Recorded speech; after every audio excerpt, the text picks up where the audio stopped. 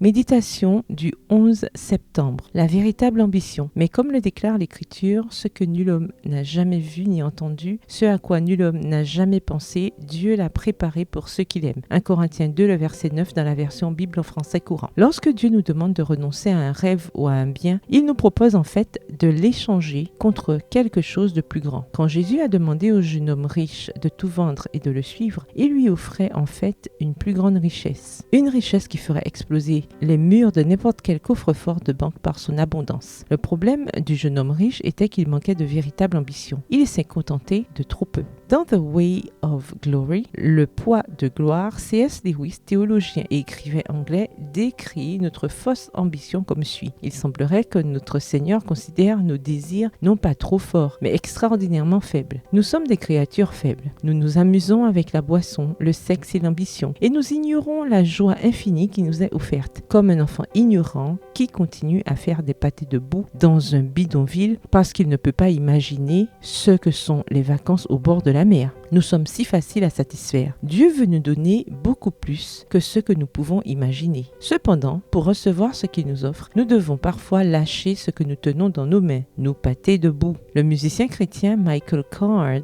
explique ce processus dans sa chanson The Things We Leave Behind, les choses que nous laissons derrière. Il est difficile d'imaginer à quel point il est libérateur de laisser les choses derrière. Lorsque nous laissons tomber les rêves dont nous pensions qu'ils nous apporteraient le bonheur et une identité, nous trouvons la vraie liberté en Christ. Lorsque Jésus nous dit « lâche ça », cela ressemble souvent à un immense sacrifice et non à une bénédiction. Dans ces moments-là, nous avons besoin d'une véritable ambition. Le jeune homme riche s'est contenté de peu, d'une vie dans laquelle son identité dépendait de ses richesses. Mais Jésus veut que nous soyons délivrés de toutes nos idoles. Il nous fait donc cette invitation. Es-tu prête à laisser tomber ce dont tu penses qu'il te donne de la valeur et à me laisser te définir? Prière, Seigneur, aide-moi à avoir une véritable ambition. Je veux voir les choses que l'œil n'a pas vues et que l'oreille n'a pas entendues. Je suis prête à laisser tomber tout ce qui m'empêcherait de profiter des choses que tu as préparées pour moi. Amen. Bonne journée, que l'Éternel vous bénisse.